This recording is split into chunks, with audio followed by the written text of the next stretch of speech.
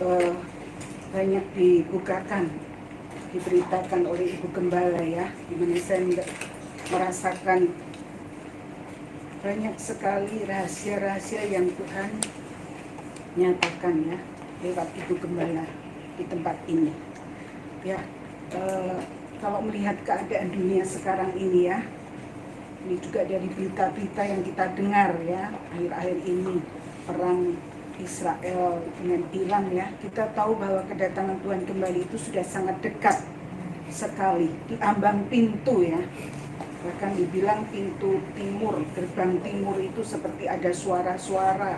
Banyak sekali kita bisa mendengar berita-berita itu. Dan memang itu begitu mengerikan ya bagi kita. Tapi ada firman Tuhan berkata, jangan terkejut. Ya. Kalau kita membaca di Matius 24 ayat 6 sampai 13 itu saya baca di dalam Perjanjian Lama ya.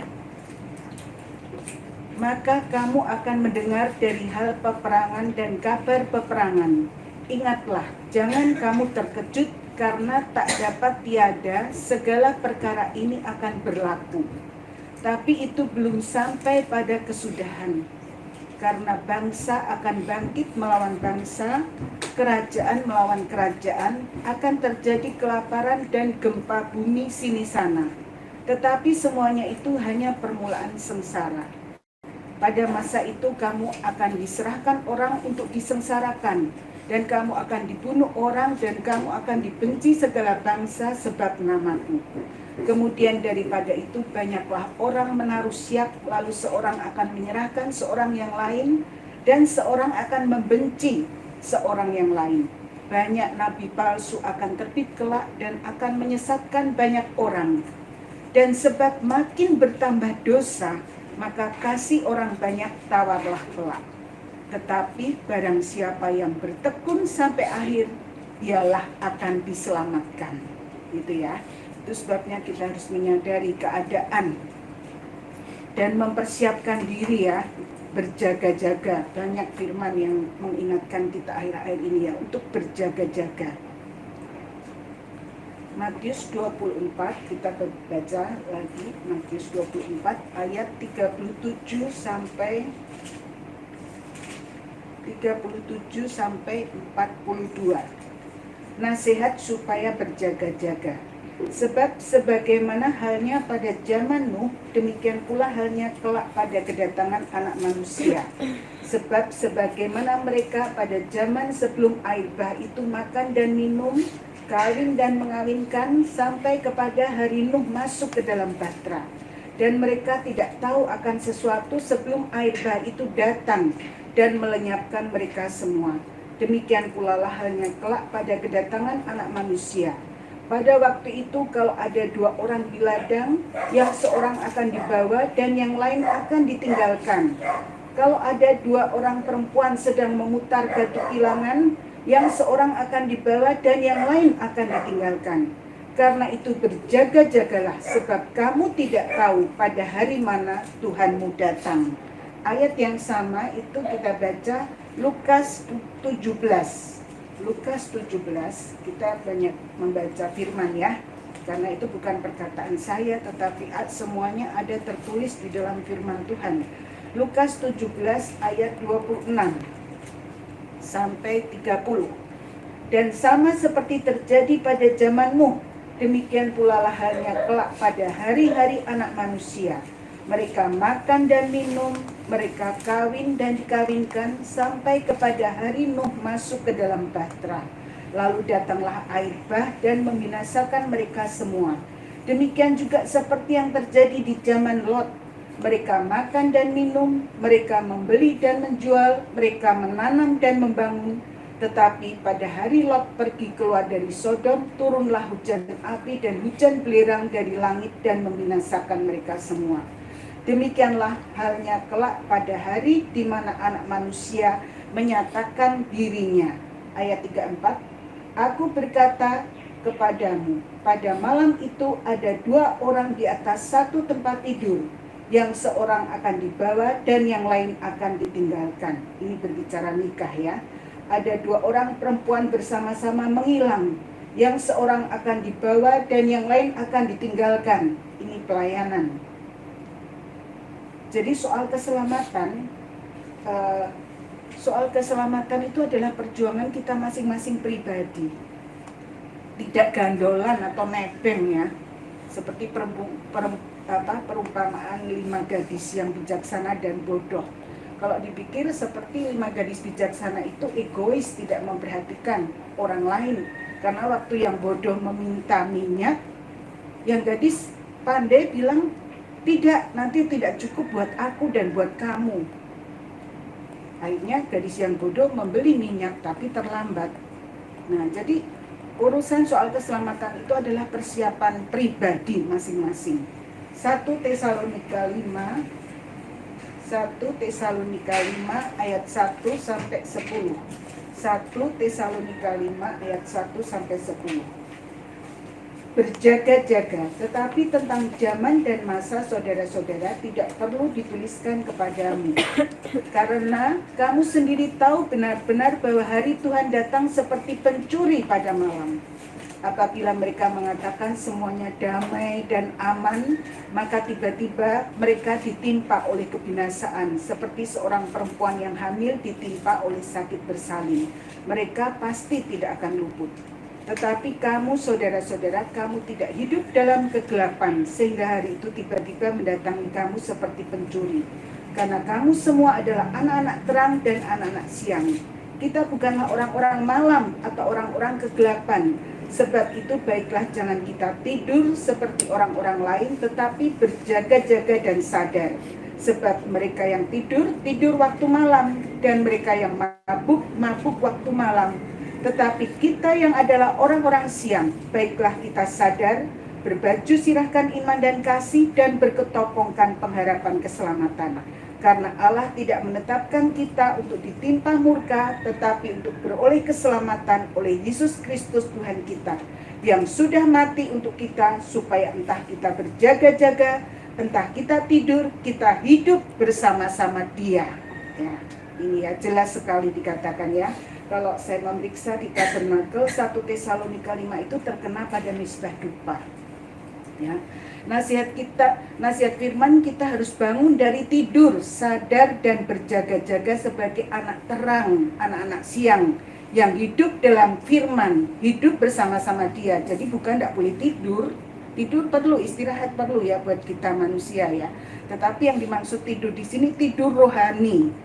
Ya. Nah, kita harus bangun dari tidur menjadi anak-anak siang yang hidup dalam firman, hidup bersama-sama dengan Dia. Roma 14 ayat 8.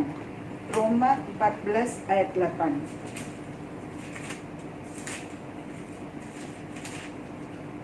Sebab jika kita hidup untuk Tuhan.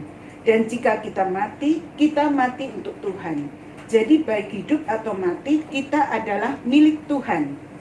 Galatia 2 ayat 19 sampai 20. Galatia 2 ayat 19 sampai 20.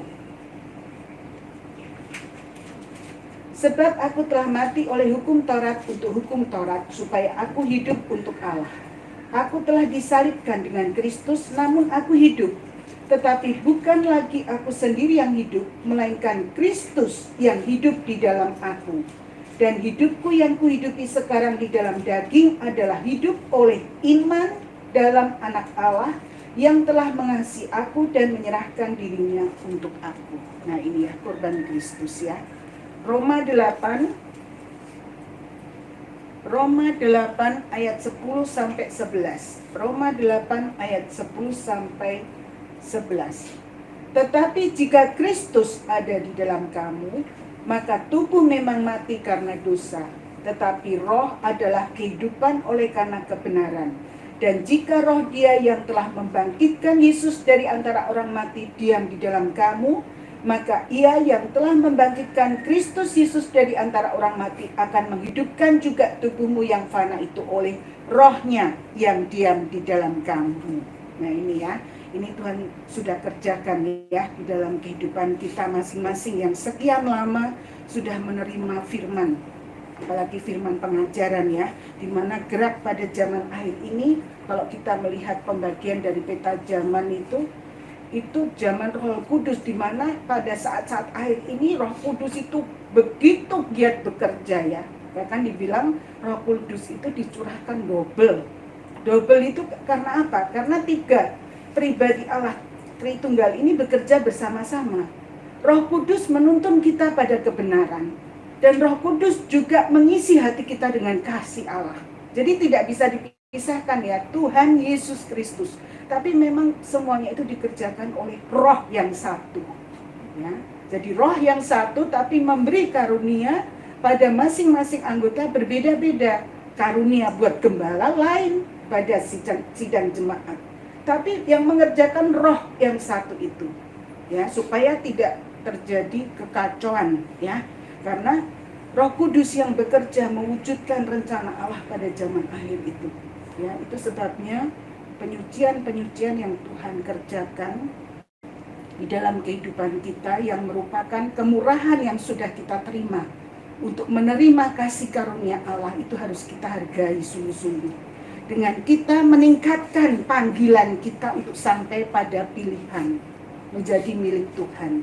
Yaitu orang-orang pilihan bukan hanya mengalami kelahiran baru lewat baptisan air secara jasmani ya, tetapi perlu dilahirkan kembali secara rohani oleh air, firman Allah, dan Roh Kudus. Nah itu, ya. Kalau lihat pemberitaan firman sekarang ini begitu semakin dibukakan gitu ya. Jadi kita tidak ngambang tapi semakin mengerti. Kelahiran baru memang secara jasmani seseorang dibaptis, tapi tidak cukup. Karena bukan baptisan air kelahiran baru yang membawa kita pada kesempurnaan, tapi firman Allah dan Roh Kudus yang mengerjakan kehidupan kita ini menjadi manusia baru, orang-orang pilihan. Nah itu ya. Jadi proses itu sudah Tuhan kerjakan ya, sedikit demi sedikit di dalam kehidupan kita, mengubahkan kehidupan kita dari hidup manusia lama menjadi manusia baru. Itu yang menjadi perjuangan utama sebetulnya dalam kehidupan kita sekarang ini ya. Di saat-saat menjelang kedatangan Tuhan kembali, jangan kita lepas dari proyek keselamatan Tuhan untuk mengubahkan kita untuk menjadi manusia-manusia yang baru. Kita baca Kolose 3. Kita baca Kolose karena Kolose ini surat penyembahan ya. Kolose 3 ayat 1 sampai 4. Karena itu, kalau kamu dibangkitkan bersama dengan Kristus. Karena tadi dikatakan bahwa kita hidup karena Kristus ada di dalam kita. Oleh karena itu, kita juga harus berusaha ya supaya penuh dengan Roh Kudus, membimbing anak-anak muda, anak-anak kita untuk selalu penuh dengan Roh Kudus. Karena itu kalau kamu dibangkitkan bersama dengan Kristus, carilah perkara yang di atas, di mana Kristus ada, duduk di sebelah kanan Allah. Pikirkanlah perkara yang di atas, bukan yang di bumi, sebab kamu telah mati dan hidupmu tersembunyi bersama dengan Kristus di dalam Allah. Apabila Kristus yang adalah hidup kita menyatakan diri kelak, kamu pun akan menyatakan diri bersama dengan Dia dalam kemuliaan. Nah, cari perkara di atas. Perkara-perkara di atas itu apa? Menyangkut kerajaan surga. Itu sebenarnya yang harus menjadi perjuangan utama dalam kehidupan kita. Kalau Ibu Gembala katakan kalau soal jasmani, pemeliharaan makan minum pakai itu sudah merupakan janji Tuhan ya. Janji Tuhan yang akan diberikan bagi kita semua yang mencari Dia. Kita coba baca Matius 6 ayat 31 sampai 4. Matius 6 ya. Matius 6. Kita sering membaca ayat ini ya. Matius 6 ayat 31 sampai 34. Sebab itu janganlah kamu khawatir dan berkata, apakah yang akan kami makan, apakah yang akan kami minum, apakah yang akan kami pakai. Semua itu dicari bangsa-bangsa yang tidak mengenal Allah. Akan tetapi Bapamu yang di surga tahu bahwa kamu memerlukan semuanya itu. Tetapi carilah dahulu kerajaan Allah dan kebenarannya, maka semuanya itu akan ditambahkan kepadamu. Sebab itu janganlah kamu khawatir akan hari besok, karena hari besok mempunyai kesusahannya sendiri. Kesusahan sehari cukuplah untuk sehari. Nah, ini jelas ya, bukannya kita tidak boleh bekerja ya. Kita tetap harus bekerja karena kita membutuhkan ya. Tetapi bukan itu di situ poinnya, tujuannya yang utama bukan. Hidup kita ini kalau kita mengerti firman, kita harus mencari dulu kerajaan Allah. Semuanya itu ditambahkan. Jadi sudah merupakan pemeliharaan Tuhan buat kita. Tapi ada lanjutannya, sebab itu janganlah kamu khawatir akan hari besok, karena hari besok mempunyai kesusahannya sendiri. Jadi tetap ada pergumulan, cuman bukan itu perjuangan kita dalam hidup ini ya. Roma 14 ayat 17. Roma 14 ayat 17. Roma 14 ayat 17. Sebab kerajaan Allah bukanlah soal makanan dan minuman, tetapi soal kebenaran, damai sejahtera dan sukacita oleh Roh Kudus. Nah ini ya, ini penekanannya, kerajaan Allah soal kebenaran, damai sejahtera dan sukacita oleh Roh Kudus. Kalau kita bandingkan dengan ayat 1 Tesalonika 5 tadi, 1 Tesalonika 5 ayat 8, berjaga-jaga itu dikatakan, tetapi kita yang adalah orang-orang siang, baiklah kita sadar, berbaju sirahkan iman, kebenaran, dan kasih, damai sejahtera, berketopongkan pengharapan keselamatan. Nah itu ya, jadi orang-orang siang itu berbaju sirahkan iman, kasih, dan berketopong pengharapan keselamatan. Jadi pakaiannya itu iman dan kasih, ketopong itu penutup kepala, pengharapan keselamatan, kesucian. Itu kalau diperbandingkan dengan Roma tadi, kerajaan Allah bukan soal makan minum, tapi soal kebenaran, damai sejahtera, dan sukacita oleh Roh Kudus. Jadi sebetulnya dengan mencari kerajaan Allah, kita mendapatkan ini, perlengkapan untuk kita bisa menghadapi hari-hari yang akan datang, di mana segera akan terjadi ya, menjelang kedatangan Tuhan. Di mana iman, kasih itu sudah menjadi pakaian kita, bahkan ada pelindung kepala, pengharapan keselamatan, kesucian yang dikerjakan oleh Roh Kudus. Nah itu. Dengan meningkatkan panggilan kita menjadi orang-orang pilihan, kita masuk dalam bahtera kerajaan surga itu. Seperti waktu zaman Nuh, orang-orang dunia dibinasakan dengan air bah, tetapi orang-orang yang masuk dalam bahtera hanya 8 orang. Itu terlindung karena masuk bahtera Nuh itu menubuatkan tentang kerajaan surga. Dengan meningkatkan panggilan kita menjadi orang-orang pilihan, kita masuk dalam bahtera kerajaan surga itu, sehingga kita memiliki iman, pengharapan, dan kasih yang bisa melindungi kita dari murka Allah. Kita baca yang 1 Tesalonika 5 ayat 8 tadi seterusnya. Ulangi lagi ya, ayat 8. Tetapi kita yang adalah orang-orang siang, baiklah kita sadar, berbaju sirahkan iman dan kasih, dan berketopongkan pengharapan keselamatan. Karena Allah tidak menetapkan kita untuk ditimpa murka, tetapi untuk beroleh keselamatan oleh Yesus Kristus Tuhan kita, yang sudah mati untuk kita, supaya entah kita berjaga-jaga, entah kita tidur, kita hidup bersama-sama dengan Dia. Tadi doa dari Ibu Mulyadi ya, bahwa semuanya dikerjakan oleh Kristus ya, di dalam korbannya, di mana Dia yang membenarkan, menyucikan, dan bahkan nanti menyempurnakan. Efesus 6 ayat 10 sampai 18. Efesus 6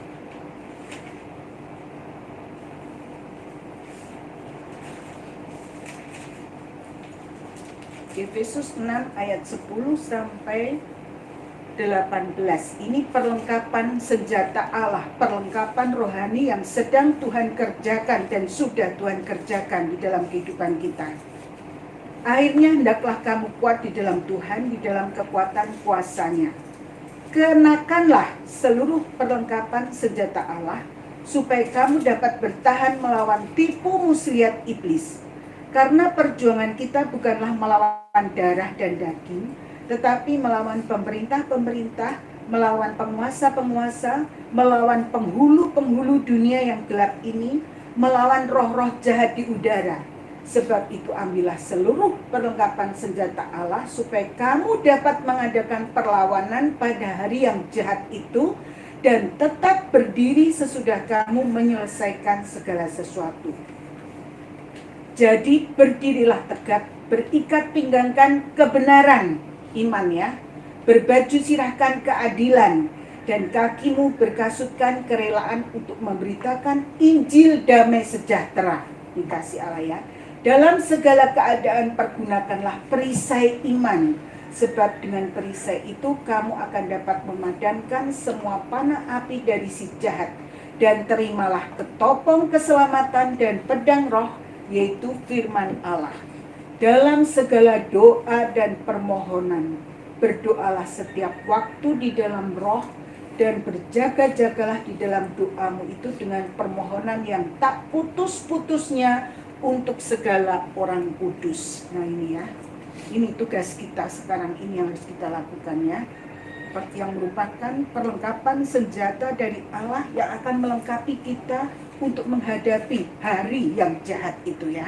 Berdoa di dalam roh ini adalah tindakan berjaga-jaga, seperti 5 gadis yang bijaksana yang tidak hanya membawa pelita, melayani, bersaksi, tapi juga persediaan minyak.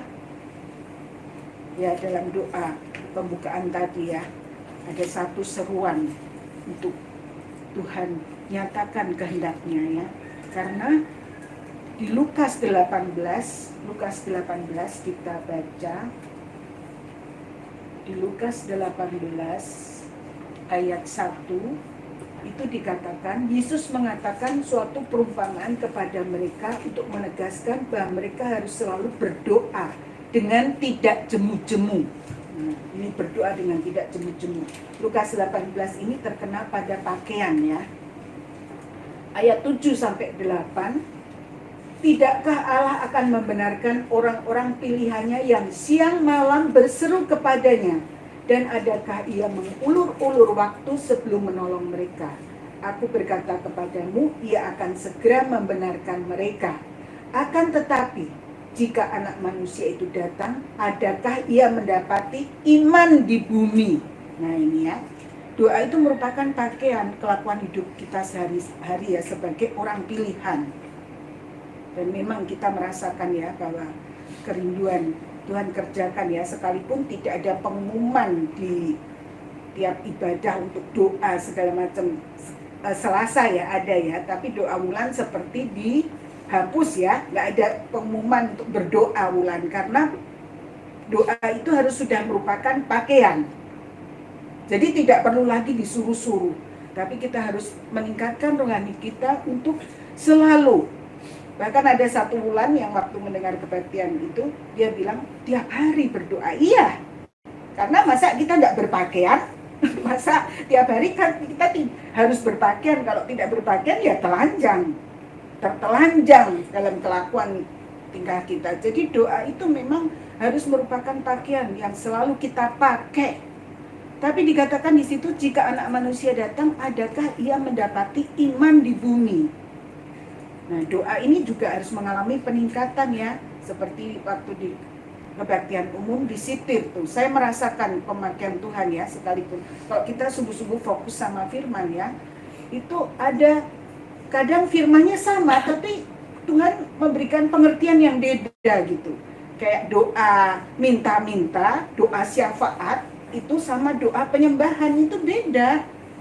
Dia kasih contoh itu, kaum muda ya, bilang, coba kalau doa itu seperti orang minta anak kepada bapaknya gitu, minta sesuatu, pak gerecek-gerecek, pokoknya kalau belum diturutin dia ngotot aja terus minta-minta. Tapi kalau doa penyembahan enggak. Kalau doa penyembahan itu, papa ganteng deh, ada pujian, nah enggak usah diminta-minta nuntut bapaknya, pasti dikasih kan, bahkan dibeliin lebih itu. Jadi itu ilustrasi yang sederhana tapi begitu membuat saya iya ya, kenapa kita doa bilang doa Mesbah Dupa hari Selasa, doa menyembah. Tapi setiap kali berlutut kita udah penuh permohonan. Berarti kan bukan menyembah Tuhan. Menyembah itu hanya mengagungkan, memuji, menyerahkan hidup ini hanya kepada Tuhan. Dan itu satu koreksi yang benar-benar mengubahkan ya. Bahkan doa penyembahan itu lain ya, karena bukan dari kekuatan kita. Roh Kudus. Itu sebabnya di komunitas dinasihatin ya sering, kalau kita digerakkan oleh Roh Kudus untuk berdoa, segera tinggalkan semua kesibukan kita. Sebab ada saat-saatnya Roh Kudus itu menguasai kehidupan kita untuk berdoa. Dan itu untuk menyembah, memuji Tuhan. Gitu ya. Nah, jadi di situ disitir lagi, jika anak manusia datang, adakah ia mendapati iman di bumi? Artinya jangan sampai iman atau percaya itu hilang, tapi harus bertumbuh sampai pada kesempurnaan. Kalau kita baca di 2 Petrus 1 ya, 2 Petrus 1. Ini semua dibacakan oleh Ibu Gembala ya, di kaum wanita. 2 Petrus 1 ayat 2 Petrus 1 ayat 5 sampai 11. Justru karena itu, kamu harus dengan sungguh-sungguh berusaha untuk menambahkan kepada imanmu kebajikan. Nah, jadi iman perlu ditambah dengan kebajikan, perbuatan baik. Dan pada kebajikan, pengetahuan, perbuatan baik, bukan berbuat baik asal sembarang gitu, tapi berbuat baik yang sesuai dengan firman, ada pengetahuan firman. Dan kepada pengetahuan, penguasaan diri. Nah, jadi sekalipun juga mengetahui firman, tapi harus ada penguasaan diri. Kalau tidak bisa menjadi sombong. Dan kepada penguasaan diri, ketekunan. Dan kepada ketekunan, kesalehan. Ketekunan itu sabar ya. Ketekunan. Kesalehan itu kesucian. Nah, jadi harus ditandai dengan kesucian. Dan kepada kesalehan, kasih akan saudara-saudara, dan kepada kasih akan saudara-saudara, kasih akan semua orang. Sebab apabila semuanya itu ada padamu dengan berlimpah-limpah, kamu akan dibuatnya menjadi giat dan berhasil dalam pengenalanmu akan Yesus Kristus Tuhan kita. Tetapi barang siapa tidak memiliki semuanya itu, ia menjadi buta dan picik karena ia lupa bahwa dosa-dosanya yang dahulu telah dihapuskan. Karena itu saudara-saudaraku, berusahalah sungguh-sungguh supaya panggilan dan pilihanmu makin teguh. Sebab jikalau kamu melakukannya, kamu tidak akan pernah tersandung. Dengan demikian kepada kamu akan dikaruniakan hak penuh untuk memasuki kerajaan kekal, yaitu kerajaan Tuhan dan Juru Selamat kita, Yesus Kristus. Nah ini ya, Kolose 3 ini terkena pada pintu tirai. Manusia lama dengan segala tabiat-tabiat keinginannya harus mengalami perobekan daging yang merupakan tanda sengsara untuk hidup dalam manusia baru. Kita sendiri itu tidak mampu ya merobek daging kita. Tapi lewat sengsara-sengsara yang kita alami, Tuhan mampukan kita. Tadi dikatakan salib ya. Salib yang selalu harus kita pikul. Itu merupakan sengsara yang Tuhan izinkan untuk kita alami. 1 Petrus 4 ayat 1 sampai 2. 1 Petrus 4 ayat 1 sampai 2. 1 Petrus 4 ayat 1 sampai 2. Jadi karena Kristus telah menderita penderitaan badani, kamu pun harus juga mempersenjatai dirimu dengan pikiran yang demikian. Karena barang siapa telah menderita penderitaan badani, ia telah berhenti berbuat dosa. Ini ya. Saya katakan kepada anak saya waktu dia sakit ya, begitu menderita, sekalipun cuma batuk tapi begitu menderita, saya bilang, nah belajar beriman. Coba kalau nanti ada saatnya kamu tidak bisa ke dokter, tidak bisa berobat, apa? Tersiksa sendiri kan. Tapi kalau kamu ada iman, percaya dan terima itu firman, jangan menolak kalau dinasihati firman. Nanti tambah sengsara, tambah sakit. Dan dia menurut ya, dan saat itu saya berdoa ya, dan Tuhan tolong sampai saat ini bisa. kuat ya, bisa beribadah ya. Tapi memang kita dilatih dalam segala sengsara yang kita alami kalau kita mengerti bahwa penderitaan badani itu supaya kita berhenti berbuat dosa, apapun itu. Dan kalau dalam penderitaan itu kita suka memandang korban Kristus, kecil penderitaan yang kita alami, semuanya itu sudah ditanggung oleh Tuhan di atas kayu salib. Di Kolose tadi dikatakan, dinasihatkan di Kolose 3 ayat 5. Kolose 3 ayat 5. Kolose ya, kita kembali lagi ke Kolose tentang manusia baru itu. Karena perjalanan kita ini menuju pada manusia baru. Kita mau diubahkan menjadi manusia baru. Kita baca Kolose 3 ayat 5 tadi kelanjutannya ya, manusia baru. Karena itu matikanlah dalam dirimu segala sesuatu yang duniawi, yaitu percabulan, kenajisan, hawa nafsu, nafsu jahat, dan juga keserakahan yang sama dengan penyembahan berhala. Semuanya itu mendatangkan murka Allah atas orang-orang durhaka. Dahulu kamu juga melakukan hal-hal itu ketika kamu hidup di dalamnya. Tetapi sekarang buanglah semuanya ini, yaitu marah, geram, kejahatan, fitnah, dan kata-kata kotor yang keluar dari mulutmu. Jangan lagi kamu saling mendustai, karena kamu telah menanggalkan manusia lama serta kelakuannya, dan telah mengenakan manusia baru yang terus-menerus diperbaharui untuk memperoleh pengetahuan yang benar menurut gambar kaliknya. Ayat 5 itu matikan. Matikan itu berarti jangan menguasai atau mempengaruhi kehidupan kita. Apa itu? Soal-soal duniawi. Itu jangan lagi ya.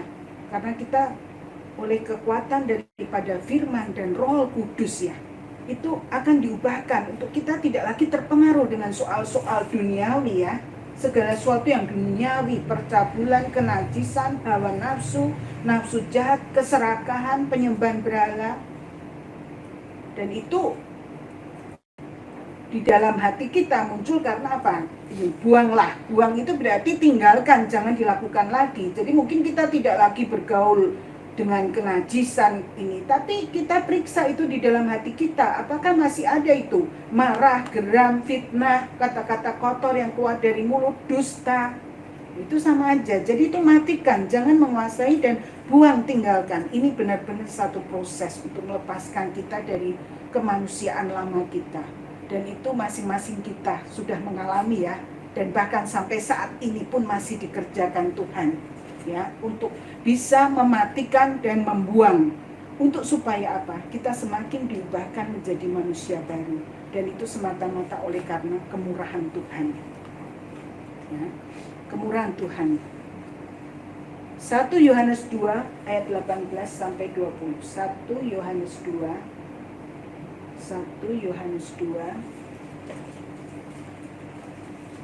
ayat 18 sampai 20. Anak-anakku, waktu ini adalah waktu yang terakhir, dan seperti yang telah kamu dengar, seorang antikristus akan datang. Sekarang telah bangkit banyak antikristus. Itulah tandanya bahwa waktu ini benar-benar adalah waktu yang terakhir.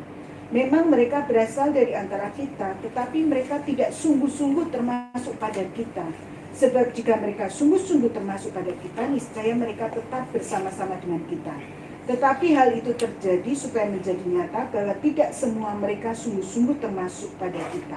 Tetapi kamu telah beroleh pengurapan dari Yang Kudus, dan dengan demikian kamu mengetahui segala sesuatu. Nah ini ya, ini kita sangat membutuhkan Roh Kudus untuk melepaskan kita dari segala kemanusiaan kita. 2 Timotius 3 ayat 5. 2 Timotius 3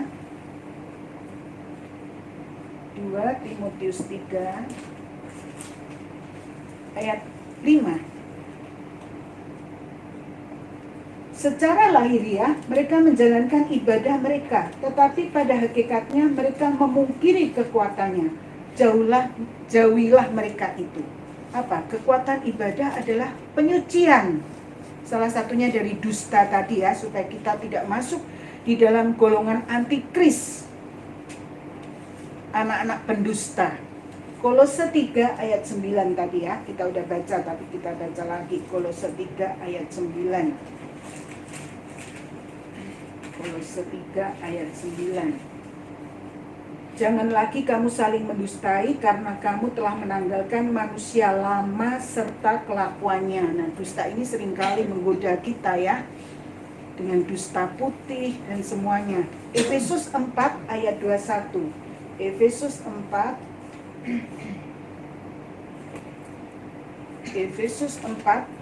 ayat 21 sampai 25. Karena kamu telah mendengar tentang Dia dan menerima pengajaran di dalam Dia menurut kebenaran yang nyata dalam Yesus, yaitu bahwa kamu berhubung dengan kehidupan kamu yang dahulu harus menanggalkan manusia lama yang menemui kebinasaannya oleh nafsunya yang menyesatkan, supaya kamu dibaharui di dalam roh dan pikiranmu, dan mengenakan manusia baru yang telah diciptakan Allah menurut kehendak Allah di dalam kebenaran dan kekudusan yang sesungguhnya. Karena itu buanglah dusta dan berkatalah benar seorang kepada yang lain, karena kita adalah sesama anggota. 1 Yohanes 2 ayat 22. 1 Yohanes 2 ayat 22. Siapakah pendusta itu? Bukankah dia yang menyangkal bahwa Yesus adalah Kristus? Dia itu adalah antikristus, yaitu dia yang menyangkal baik Bapa maupun Anak. Nah ini ya, kita memang harus disucikan dari dusta. Kalau tidak, maka nanti kita bisa menyangkal firman. Orang-orang yang ditandai sengsara oleh karena penyucian, itu adalah orang-orang pilihan Allah yang dikasih oleh Allah. Oleh karena itu bersyukur ya, jangan mengelak dari penyucian. Apapun proses yang Tuhan sedang kerjakan dalam hidup kita, karena hanya Tuhan yang tahu segala kekurangan kita masing-masing pribadi ya. Orang lain tidak tahu, bahkan gembala tidak tahu. Tetapi hanya Tuhan yang tahu apa yang masih perlu disucikan dalam tiap kehidupan kita. Dan Roh Kudus itu menerangi begitu dalam ya, begitu tajam dalam kehidupan kita masing-masing. Tadi dikatakan orang-orang yang ditandai sengsara oleh karena penyucian itu adalah orang-orang pilihan Allah yang dikasih oleh Allah. Jadi bukan sengsara karena berbuat dosa, tapi sengsara karena penyucian. Itu bersyukur karena kita masuk di dalam pilihan. Roma 8 ayat 28 sampai 30. Roma 8 ayat 28. Kita tahu sekarang bahwa Allah turut bekerja dalam segala sesuatu untuk mendatangkan kebaikan bagi mereka yang mengasihi Dia, yaitu bagi mereka yang terpanggil sesuai dengan rencana Allah. Sebab semua orang yang dipilihnya dari semula, mereka juga ditentukannya dari semula untuk menjadi serupa dengan gambaran anaknya, supaya ia, anaknya itu, menjadi yang sulung di antara banyak saudara. Dan mereka yang ditentukannya dari semula, mereka itu juga dipanggilnya. Dan mereka yang dipanggilnya, mereka itu juga dibenarkannya. Dan mereka yang dibenarkannya, mereka itu juga dimuliakannya. Ini ya, ini pengharapan kita semua ya, bahwa ada janji bagi kita untuk dipermuliakan bersama Dia. Kalau kita mau melewati sengsara, karena tidak ada jalan menuju kemuliaan selain lewat sengsara. Roma 8 ayat 17. Dan jika kita adalah anak, maka kita juga adalah ahli waris. Maksudnya orang-orang yang berhak menerima janji-janji Allah, yang akan menerimanya bersama-sama dengan Kristus, yaitu jika kita menderita bersama-sama dengan Dia, supaya kita juga dipermuliakan bersama-sama Dia. Nah ini ya, Allah yang memilih kita dari semula untuk masuk dalam rencananya, menjadi manusia baru yang serupa dengan gambaran anaknya, sempurna tanpa cacat celah. Itu adalah kehidupan mempelai perempuan Tuhan ya, yang menjadi tujuan dari pengajaran mempelai dan tabernakel yang kita pelajari, kita terima sampai saat ini ya. Mempelai perempuan Tuhan yang disingkir ke padang belantara itu mempelai perempuan Tuhan yang sempurna. Sepertinya mustahil bagi kita ya. Tapi seperti tadi dikatakan, bukan kita, bukan maunya kita, tapi Tuhan yang sudah menentukan kita, bahkan memanggil kita, membenarkan kita, memilih kita, dan bahkan nanti memuliakan kita. Jadi sebetulnya kita hanya diminta pasrah. menyerah dan mau menerima dia. Gitu ya. Kalau kita lihat penampilan dari mempelai perempuan itu ya, dia berdiri di atas bulan perdamaian sepenuh oleh korban Kristus.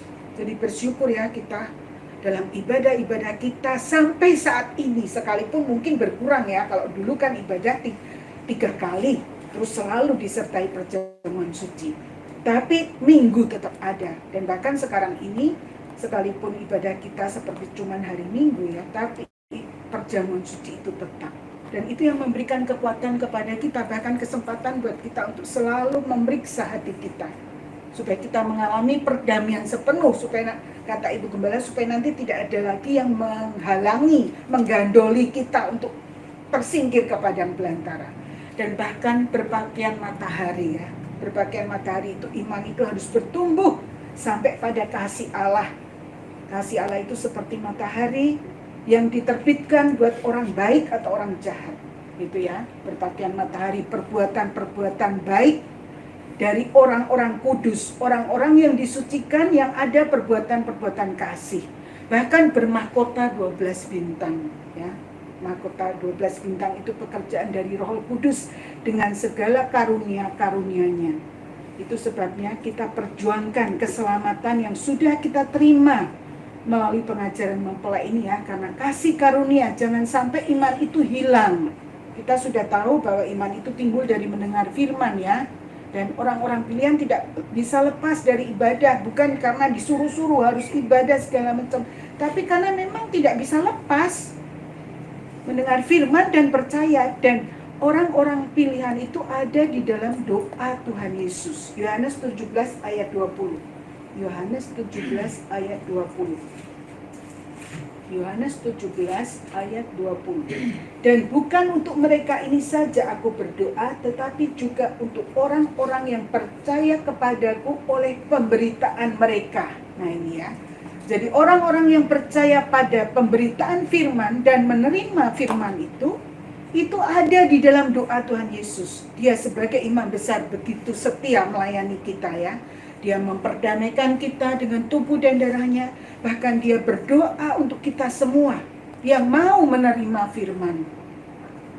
Sasaran dari firman adalah hati kita. Itu sebabnya biar kita selalu suka memeriksa dan menjaga hati kita ini dengan firman. Saya ingat Ibu Gembala memberitakan sebelum ini ya, hampir setahun akhir-akhir ini memberitakan tentang kesempurnaan itu. Untuk mencapai kesempurnaan itu ada 3 perkara, bahkan 4 ya. Yang pertama, hati itu harus dilepaskan dari segala keterikatan pada perkara-perkara dunia ini. Seperti tadi ya, hati itu harus dilepaskan dari segala keterikatan pada perkara-perkara dunia ini. Karena orang yang masih terikat pada dunia tidak mungkin bisa melayani Tuhan. Ini berbicara tahbisan ya, seorang anak muda yang kaya. Dia sebetulnya sudah melakukan hukum kan, kita udah dengar semua ya, melakukan hukum yang kedua, mengasihi sesama, di mana dia sudah hormat orang tua, ya, sudah menurut, sudah tidak mencuri, tidak ini, sehingga dia begitu diberkati oleh Tuhan. Tetapi sayang, pada saat dia dituntut hukum yang pertama, mengasihi Tuhan, dia gagal. Jadi masih terikat, ada berhala. Berhala itu segala sesuatu yang memisahkan kita dari Tuhan. Dan dikatakan di ayat-ayat itu, lebih mudah seekor unta masuk melalui lubang jarum daripada seorang kaya masuk dalam kerajaan Allah. Kita bayangin aja, unta itu besar kan, masuk lubang jarum itu lebih mudah kata Tuhan daripada orang kaya masuk kerajaan surga. Ya, bagi manusia hal ini tidak mungkin, tapi bagi Allah sesuatu mungkin, segala sesuatu itu mungkin. Kalau saya bayangin ya, akhir-akhir ini kalau lihat dengar kabar-kabar berita itu perang Iran, nanti banyak akan mempengaruhi seluruh dunia. Bahkan nanti tidak ada penerangan, gelap gulita, terus tidak ada internet, tidak bisa, kelaparan, gempa bumi di mana-mana. Saya bukan terkejut ya, tapi saya membayangkan bagaimana Tuhan itu kayak mustahil gitu kita bisa selamat. Jadi iman itu kita dilatih untuk dalam perkara sehari-hari yang kita bisa ini, kita belajar beriman, percaya aja, nggak usah berpikir macam-macam, nanti malah stres, malah bikin sakit sendiri kan. Kalau stres kan, stres itu sebetulnya dari pikiran. Tapi kita belajar untuk lebih beriman bahwa bagi manusia memang mustahil, tapi bagi Allah itu, karena ini melepaskan diri orang muda yang kaya, melepaskan diri hati yang harus dilepaskan dari segala keterikatan pada perkara dunia ini. Kita semua manusia ini terikat loh. Apalagi sekarang ya, anak-anak itu HP, internet itu mulai kecil aja sudah terikat. HP diminta ngamuk minta ampun. Itu sebetulnya. Nah, tapi nanti itu tidak lagi bisa. Saya bayangin karena beberapa minggu yang lalu itu sering terjadi mati listrik di Kelapa Gading. Jadi AC kan juga tidak nyala. Nah, kita lari ke mall. Itu anak saya udah minta aja. Aduh mama, ini nggak bisa tidur kalau gini. Udah kita ke mall aja sampai lampu nyala. Karena terbakar di tetangga kami ada lampunya terbakar atau apa gitu jadi. Nah, perkara sepele gitu aja. Kita udah kayak menderita. Makanya saya katakan pada suami saya, nanti mungkin orang-orang yang bertahan itu yang biasa menderita kayak di pinggir-pinggir itu ya. Mereka kan tidak menikmati ada AC, ada apa. Nah, tapi bersyukur kita yang dalam Tuhan ya. Kita menerima firman. Kalau kita mau menerima firman, kita harus sadar keadaan kita sekarang ini bukan zaman yang enak. Bahkan masa akhir ini zaman yang sukar. Tapi ada janji kalau kita mau menjadi manusia baru, meningkatkan rohani kita. Dan itu bukan dari kita, oleh pertolongan Roh Kudus. Roh itu nanti yang mengubahkan kehidupan kita. Nah, saya nggak tahu karena belum mengalami kan, tapi saya ada satu keyakinan bahwa kalau Tuhan yang memimpin kita, kita pasti selamat, terlindung. Kecelakaan pesawat India itu, bayangin aja udah hancur lebur gitu, tapi satu orang bisa selamat. Tidak cuma lecap-lecap di sini aja. Tuhan berkuasa melindungi kita. Jadi kita pakai iman kita di tengah dunia yang mendekati kehancuran ini. Kita justru berlomba-lomba mempersiapkan diri untuk berubah jadi manusia baru. Karena orang yang diubahkan yang nanti menyongsong Tuhan di awan-awan itu bukan orang yang baru bertobat. Bukan, tapi sudah mengalami keubahan sedikit demi sedikit lewat proses-proses penyucian yang Tuhan kerjakan. Kalau mengenai waktunya lama ininya, itu tergantung Tuhan. Bisa dalam sekejap kalau orang itu menerima. Karena yang dipanggil itu kan, Tuhan Yesus memanggil pengerja-pengerja. Nah yang dipanggil terakhir kok sama yang dipanggil dulu-dulu. Itu. Jadi tidak ada yang mustahil bagi Tuhan. Hanya diminta menerima firman, menghargai kesempatan yang Tuhan kerjakan. Terlebih kita ya sebagai wanita ya, banyak problem, persoalan kita menghadapi suami, menghadapi anak. Tapi jangan kita disibukkan dengan banyak perkara sehingga kita melupakan tujuan sasaran kita yang utama. Jadi kita harus suka menjaga, memeriksa hati kita. Saya waktu merenungkan firman ini ya, untuk mencapai kesempurnaan hati itu harus dilepaskan dari segala keterikatan pada perkara-perkara dunia ini. Jadi kita harus siap mau menderita. Karena apa? Daging lemah, roh memang penurut. Kita yang udah dipenuhi Roh Kudus, kita merasakan itu ya. Kita merasakan, roh memang penurut, mau sembahyang. Tapi daging ini lemah, kalau sudah capek gimana mau sembahyang. Udah langsung duduk tapi ternyata tidur, udah tiba-tiba kaget. Itu kita yang menerima karunia sulung roh juga menderita karena sibuk dengan kegiatan-kegiatan ngurus anak, ngurus suami, belum acara-acara macam-macam. Nah itu kita harus mulai merenungkan ya, kita sama-sama merenungkan karena firman ini saya banyak mendapat berkat ya, bahwa mempersiapkan diri itu tidak asal, tapi benar-benar hari-hari akhir ini kita harus sungguh-sungguh ya, kita harus sungguh-sungguh. Bagi manusia hal ini tidak mungkin, tapi bagi Allah segala sesuatu itu mungkin. Hati yang penuh Roh Kudus ini menuntun pada kebenaran, mencurahkan kasih ya. Kalau kita periksa mempelai perempuan Tuhan itu kan peti perjanjian di ruangan Maha Suci, dan di dalam peti perjanjian itu ada 3 alat. Buli-buli berisi mana, tongkat Harun, dan loh batu.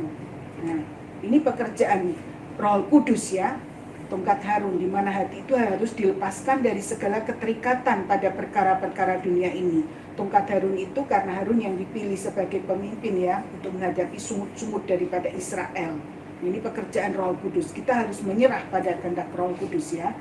Terus kemudian ini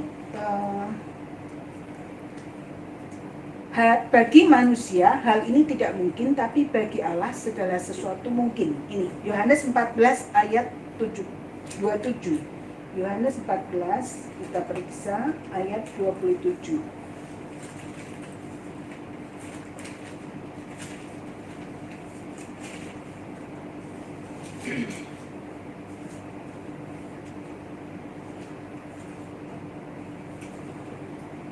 Damai sejahtera ku tinggalkan bagimu, damai sejahtera ku berikan kepadamu, dan apa yang kuberikan tidak seperti yang diberikan oleh dunia kepadamu. Janganlah gelisah dan gentar hatimu. Nah ini ya, damai sejahtera. Kalau kita memiliki kasih Allah yang dicurahkan oleh Roh Kudus, maka kita tidak akan gelisah dan gentar dengan berita-berita yang ada sekarang.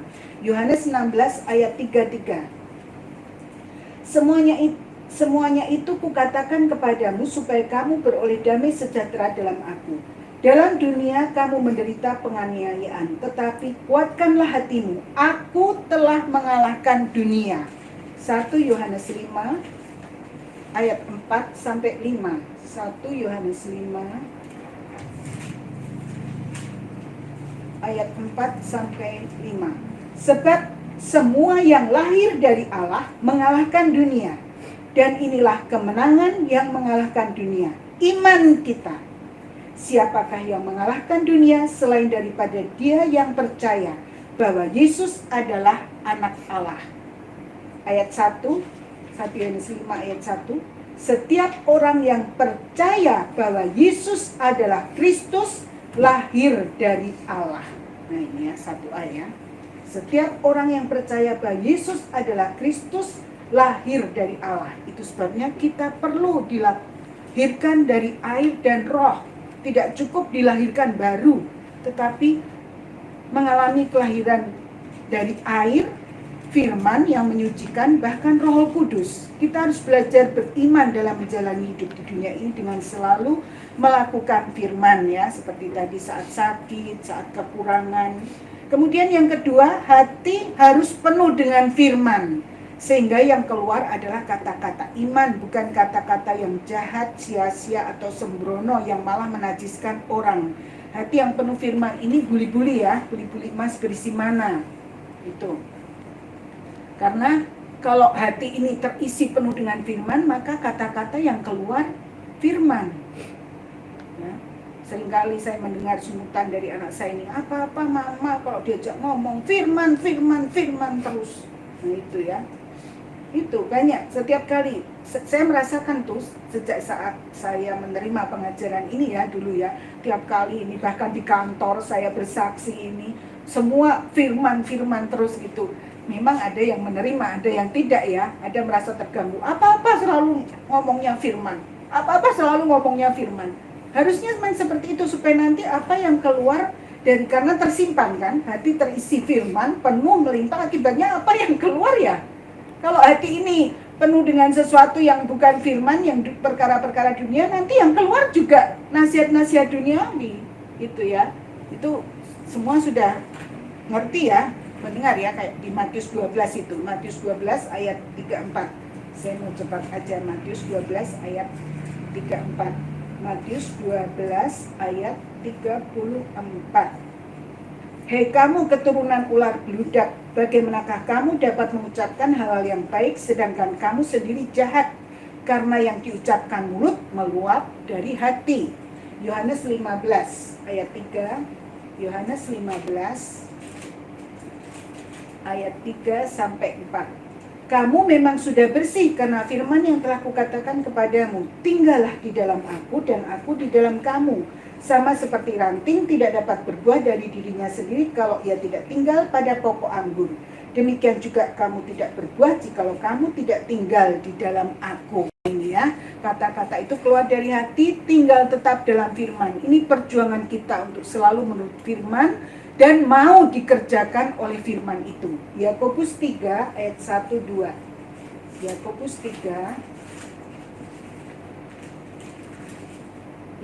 3 ayat 1-2.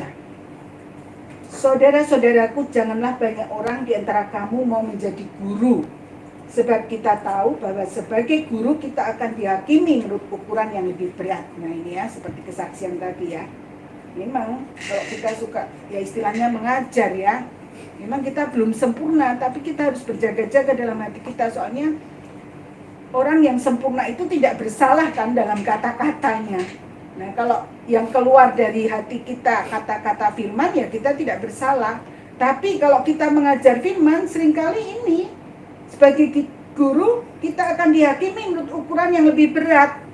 Nah, mami ngomong-ngomong soal firman melulu gini. Nah itu ya, itu memang sudah tanggungannya. Sebab kita semua bersalah dalam banyak hal. Barang siapa tidak bersalah dalam perkataannya, ia adalah orang sempurna yang dapat juga mengendalikan seluruh tubuhnya. Kita mengenakan kekang pada mulut kuda sehingga ia menuruti kehendak kita. Dengan jalan demikian kita dapat juga mengendalikan seluruh tubuhnya. Nah ini ya, berjaga-jaga. Memang kita belum sempurna, tapi kita harus berjaga-jaga dalam kata-kata kita. Ada kontrol dalam perkataan kita dari hati yang disucikan. Terlebih sebagai seorang wanita, lebih banyak kita mengambil waktu berdiam diri menyembah Tuhan saja ya, karena ada tuntutan khusus daripada wanita ya. Kita baca beberapa. 1 Timotius 2 ayat 11. 1 Timotius 2 ayat 11. Seharusnya lah perempuan berdiam diri dan menerima ajaran dengan patuh. Nah, terjemahan lama menerima ajaran dengan patuh itu bersungguh-sungguh merendahkan dirinya. Efesus 5 ayat 22. Efesus 5 ayat 22. Efesus 5 ayat 22.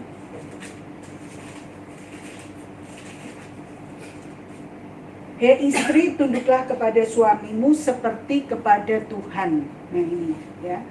Jadi merendahkan diri itu memang perjuangan kita sebagai seorang wanita, terlebih sebagai seorang istri untuk tunduk kepada suami. Itu perjuangan dan proses ya. Apalagi kalau kita terlahir dari keluarga yang sangat mengasihi, memperlakukan kita sebagai putri atau apa. Aduh, itu perjuangan untuk merendahkan diri. Itu sangat-sangat berat ya. Tapi memang perjalanan daripada Tuhan Yesus itu menuntun kita untuk merendahkan diri, turun bukan naik. Dan itu lewat proses ya. Pasti semua bisa merasakan saat masuk di dalam nikah ya, bagaimana itu merendahkan diri. Jadi ada satu penundukan, menerima ajaran dengan patuh, itu bersungguh-sungguh merendahkan diri. Tapi tunduk juga bukan sekedar tunduk, ukurannya itu firman ya.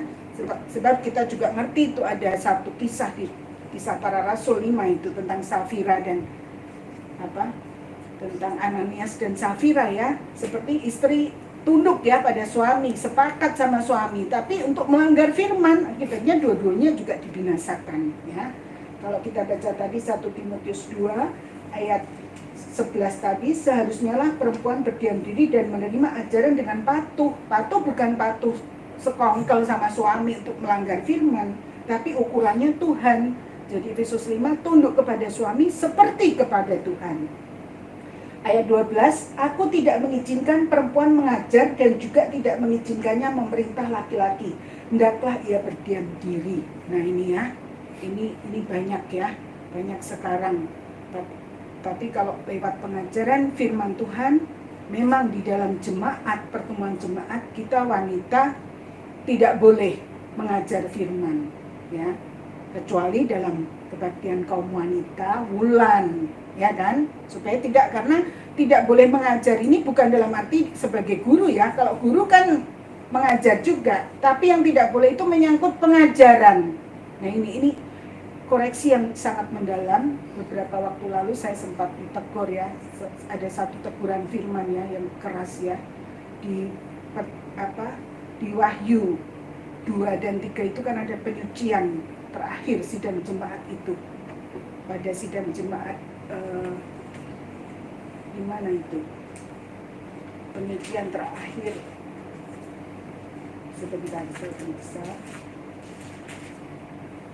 Tiatira, sidang jemaat Tiatira itu ya.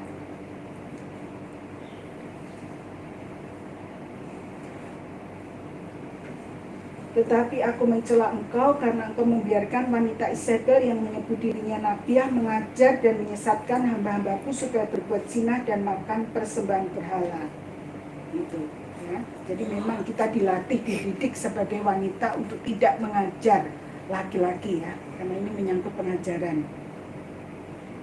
1 Korintus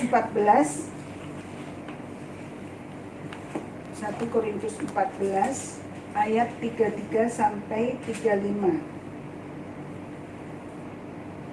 Sebab Allah tidak menghendaki kekacauan, tetapi damai sejahtera. Sama seperti dalam semua jemaat orang-orang kudus, perempuan-perempuan harus berdiam diri dalam pertemuan-pertemuan jemaat, sebab mereka tidak diperbolehkan untuk berbicara. Mereka harus menundukkan diri seperti yang dikatakan juga oleh hukum Taurat. Nah ini ya, kalau perempuan yang berbicara maka yang ada adalah kekacauan. Jadi Tuhan tidak menghendaki kekacauan ya. Banyak sekarang gereja-gereja yang mengalami kekacauan ya, karena ya ini perempuan berbicara, mengajar. Nah, kemudian yang ketiga tadi, yang pertama hati yang dilepaskan dari segala keterikatan pada perkara-perkara dunia ini. Yang kedua, hati harus penuh dengan firman sehingga yang keluar adalah kata-kata iman. Yang ketiga adalah hati yang ada kasih Allah, kasih pada semua orang baik maupun jahat, sehingga kita bisa menjadi sama seperti Bapa. Itu ya. Dan ini tidak lepas dari yang keempat, hati yang selalu ingat korban Kristus. Kita baca 1 Yohanes 4. Hati yang selalu ingat korban Kristus. 1 Yohanes 4 ayat 9 sampai 12. 1 Yohanes 4 ayat 9 sampai 12. Dalam hal inilah kasih Allah dinyatakan di tengah-tengah kita, yaitu bahwa Allah telah mengutus anaknya yang tunggal ke dalam dunia supaya kita hidup olehnya. Inilah kasih itu, bukan kita yang telah mengasihi Allah, tetapi Allah yang telah mengasihi kita dan yang telah mengutus anaknya sebagai pendamaian bagi dosa-dosa kita. Saudara-saudaraku yang kekasih, jikalau Allah sedemikian mengasihi kita, maka haruslah kita juga saling mengasihi. Tidak ada seorang pun yang pernah melihat Allah. Jika kita saling mengasihi, Allah tetap di dalam kita dan kasihnya sempurna di dalam kita. Nah ini ya, kasihnya sempurna di dalam kita. Hati yang selalu ingat korban Kristus. Hati yang ada kasih Allah, di mana kasih Allah itu dinyatakan lewat korban Kristus. Kolose 3 ayat 14. Kolose 3 ayat 14.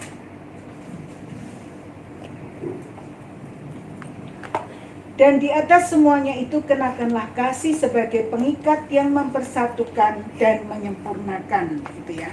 Kasih Allah itu mengikat, menyatukan dan menyempurnakan. Dan kasih Allah itu dicurahkan oleh Roh Kudus di dalam hati kita yang mengalami penyucian. Roma 5 ayat 1 sampai 5. Roma 5 ayat 1 sampai 5. Jadi kita harus memiliki hati yang ada kasih Allah dan hati yang selalu ingat korban Kristus. Karena kasih Allah itu dinyatakan lewat korban Kristus, dan kasih Allah itu mengikat, menyatukan dan menyempurnakan.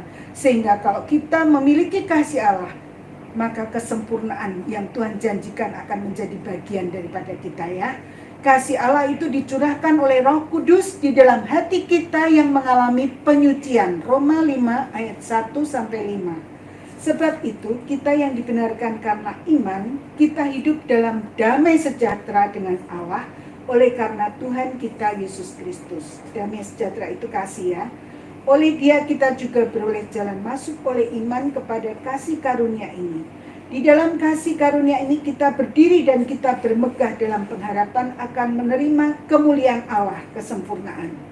Dan bukan hanya itu saja, kita malah bermegah juga dalam kesengsaraan kita. Nah ini ya, tadi tanda sengsara ya, penyucian, sengsara karena penyucian itu menjadikan kita sebagai orang-orang pilihan. Dan bukan hanya itu saja, kita malah bermegah juga dalam kesengsaraan kita, karena kita tahu bahwa kesengsaraan itu menimbulkan ketekunan, Dan ketekunan menimbulkan tahan uji, dan tahan uji menimbulkan pengharapan. Dan pengharapan tidak mengecewakan karena kasih Allah telah dicurahkan di dalam hati kita oleh Roh Kudus yang telah dikaruniakan kepada kita. Kalau dalam terjemahan lama, terjemahan lama itu ayat 3, bermegah dalam kesukaran. Sama ya, kesengsaraan, kesukaran. Sebab mengetahui kesukaran itu mendatangkan sabar. Nah, kesukaran itu mendatangkan sabar. Itu seperti tadi ya, lampu listrik mati, bukannya malah bersabar, kesukaran kan itu, tapi malah lari ke mall. Nah ini tidak sabar kan, kita bisa menguji hati kita, berarti kita belum sabar. Ayat 4, sabar mendatangkan hati yang teguh, dan hati yang teguh mendatangkan pengharapan kesucian. Ini yang Tuhan sedang mau kerjakan dalam kehidupan kita ya, di hari-hari yang akan datang, supaya kita bertahan di dalam penderitaan yang menyucikan kehidupan kita, supaya kita bisa bertahan sampai akhir. Yakobus 1 ayat 2 sampai 4. Yakobus 1 ayat 2 sampai 4. Saudara-saudaraku, anggaplah sebagai suatu kebahagiaan apabila kamu jatuh ke dalam berbagai-bagai pencobaan. Pencobaan kita sudah ingat tahu semua kan, pencobaan itu bukan dari Tuhan, tapi dari keinginan kita. Daging ini yang maunya enak, sehingga kita jatuh dalam pencobaan. Sebab kamu tahu bahwa ujian terhadap imanmu itu menghasilkan ketekunan, sabar. Nah, jadi kalau ada ujian-ujian, kita jangan mengelak, jangan malah lari, tapi kita pikul itu salib. Lagi sengsara ya, kita mulai ada hati yang mau menerima, lagi mau dilatih kesabaran kita lewat kesukaran, supaya menghasilkan ketekunan, dan ketekunan itu memperoleh buah yang matang, supaya kamu menjadi sempurna dan utuh dan tak kekurangan suatu apapun. Ini apa? Sempurna ya. Ujian iman menghasilkan ketekunan yang berbuah kesempurnaan. Ibrani 6. Ibrani 6. Semuanya ada ya di dalam firman Tuhan ya. Ibrani 6 ayat 18 sampai 20. Ibrani 6 ayat 18 sampai 20. Supaya oleh dua kenyataan yang tidak berubah-ubah tentang mana Allah tidak mungkin berdusta, kita yang mencari perlindungan beroleh dorongan yang kuat untuk menjangkau pengharapan yang terletak di depan kita. Pengharapan itu adalah sau yang kuat dan aman bagi jiwa kita yang telah dilabuhkan sampai ke belakang tabir, di mana Yesus telah masuk sebagai perintis bagi kita ketika ia menurut peraturan Melkisedek menjadi imam besar sampai selama-lamanya. Belakang tabir itu tirai ya, ruang maha suci, kesempurnaan yang menjadi sasaran ibadah kita, tempat perlindungan bagi kita, di mana dia sebagai imam besar sudah membuka jalan merobek tirai lewat korbannya bagi kita, sehingga kita bisa mengalami kesempurnaan sebagai mempelai perempuan Tuhan. Belakang tabir itu tirai ruang maha suci ya, kita tahu semua ya, dan itu Tuhan sudah buka jalan ke sana. Cuman kita harus mau disucikan. Ya, mau disucikan lewat apa ya? Itu tadi, lewat pencobaan, mendatangkan bertahan dalam pencobaan, bertahan dalam pencobaan berarti kita bertahan menghadapi keadaan apapun yang Tuhan izinkan kita alami. Nanti akan mendatangkan sabar, dan nanti kita akan sampai pada kesempurnaan itu ya, karena korban Kristus itu menyempurnakan mereka yang disucikan. Ibrani 10 ayat 14. Korban Kristus, Ibrani 10 ayat 14. Ibrani 10 ayat 14. Sebab oleh satu korban saja ia telah menyempurnakan untuk selama-lamanya mereka yang ia kuduskan. Nah ini, jadi kalau kita mau sempurna, kita harus mau masuk penyucian. Kayak tadi kesaksian dari Ibu Pri ya, Mbak Pri ya. Kita harus tiap hari itu ada aja yang disucikan. Nah, itu apalagi tinggal di pastori ya. Di pastori semua dikaitkan dengan firman. Apalagi ada Bapak Ibu Gembala yang selalu mengawasi ya. Itu tidak bisa lepas. Saya bisa merasakan beratnya penyucian di rumah hamba Tuhan ya. Itu tidak mudah. Tapi kalau kita mau ada hati yang mau menurut, itu mengerjakan kebaikan yang luar biasa. Karena korban Kristus itu menyempurnakan mereka yang dikuduskan. Jadi ada pengharapan masuk dalam kesempurnaan itu. Kalau kita mau masuk dalam penyucian, makanya dibutuhkan satu hati yang rendah ya. Itu sebabnya kita tingkatkan ibadah-ibadah kita sampai pada kasih Allah, Misbah Dupa, puncak daripada penyucian itu. Kalau kita lewat pengajaran tabernakel kan kita tahu itu 3 alat di ruangan suci. Itu dari meja roti dan pelita emas, terus puncaknya itu Misbah Dupa. Jadi lewat ini kan, ini puncak penyucian itu Misbah Dupa, puncak penyucian, penyembahan. Dan kalau saya tulis di sini ya, itu ada dari firman yang saya terima, penyembahan itu tidak berbunyi tapi berbau harum dengan hati yang tenang. Dan ini perlu kita renungkan baik-baik. Kalau doa di misbah bakaran itu masih berbunyi ya, karena daging yang dibakar kan. Jadi sebetulnya kalau penyembahan itu tidak berbunyi tapi berbau harum dengan hati yang tenang. Menangis dalam penyembahan bukan karena duka tercoba, tapi menangis karena merasakan cinta Tuhan yang begitu besar. Nah, itu beda ya. Berdoa menangis karena masalah kita, beda sama berdoa karena merasakan cinta Tuhan yang besar, itu beda. Dengan hati yang hancur, maka Roh Allah akan bekerja dengan sepenuhnya. Doa penyembahan harus disertai penyerahan diri sepenuhnya dan dipimpin sepenuhnya oleh Roh Kudus. Nah ini ya, jadi orang-orang yang belum dipenuhi Roh Kudus sekalipun bilang menyembah, tidak seperti gereja-gereja sekarang ya, yang banyak mengatakan pujian itu penyembahan. Mari kita menyembah Tuhan. Mari. Tidak, penyembahan itu tinggi sekali ya, itu hanya dikerjakan oleh Roh Kudus. Dan kita bisa merasakan, kita pun nih, sehari-hari saya bisa merasakan ya, kalau pada saat dipenuhi Roh Kudus, saya bisa berdoa dengan sukacita penuh, damai sejahtera. Tapi ada saat-saat di mana tidak ada Roh Kudus itu, tidak setiap saat bisa menguasai. Itu. Dan itu perjuangan kita untuk selalu ada persekutuan dengan firman dan Roh Kudus ya. Terutama Roh Kudus ya. Doa penyembahan harus disertai penyerahan diri sepenuhnya dan dipimpin sepenuhnya oleh Roh Kudus. Doa itu bukan keharusan, kewajiban yang berat, tapi penyembahan sukarela oleh pekerjaan Roh Kudus. Itu sebabnya sebagai pengasuh wulan saya katakan kepada umat-umat, kita harus meningkatkan doa-doa kita. Saya tidak kasih jam, tapi hari Sabtu minimal 1 jam berdoa. Terserah umat-umat, tapi harus ada. Bahkan umat-umat ada satu umat yang tiap hari. Iya, itu benar. Tiap hari harus ada, menyediakan waktu supaya Roh Kudus itu masuk memimpin kita. Doa penyembahan adalah jalan cara untuk merobek, menyalibkan daging sepenuhnya menjadi manusia baru. Nah ini ya, seperti dibilang, roh memang penurut, tetapi daging lemah. Tapi kalau kita suka menyembah Tuhan, nanti lama-lama tirai itu robek. Ingat, misbah dupa itu ada di depannya itu tirai. Kayak kita, ibu-ibu pasti suka masak kan di kompor gitu ya. Nah kalau ini kena api terus, kain itu pasti robek. Nah ini seperti itu ilustrasinya ya. Jadi doa penyembahan adalah jalan cara untuk merobek, menyalibkan daging sepenuhnya menjadi manusia baru, tubuh keubahan. Oleh karena itu sekarang nasihat daripada firman pada kita semua adalah untuk meningkatkan doa penyembahan kita sebagai tindakan berjaga-jaga mempersiapkan diri menanti kedatangan Tuhan kembali yang segera akan terjadi. Ya, karena sebagai ayat terakhir Wahyu 17 ayat 14b. Wahyu 17 ayat 14b. Wahyu 17 ayat 14b, di situ dikatakan mereka bersama-sama dengan dia juga akan menang, yaitu mereka yang terpanggil, yang telah dipilih dan yang setia. Ya. Saya tidak memperpanjang firman pada siang hari ini. Mari kita menyanyikan satu lagu yang akan menjadi pujian kita untuk hari Minggu ya.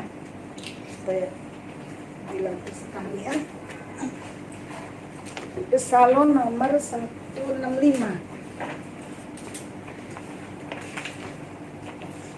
Psalm nomor 165.